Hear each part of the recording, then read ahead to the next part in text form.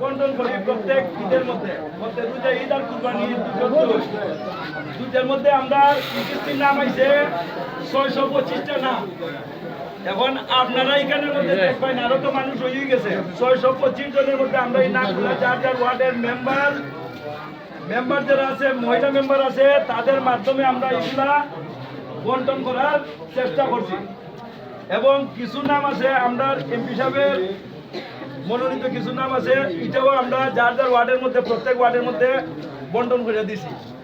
যারা যারা দাওয়াত পাইয়া আইসই, যাদের কাছে টোকেন আছে এবং মেম্বার সাহেব যাদেরকে দাওয়াত দিয়ে আনছই, তারা ওইখানে আজকে স্যার পাইতাই নিয়ম।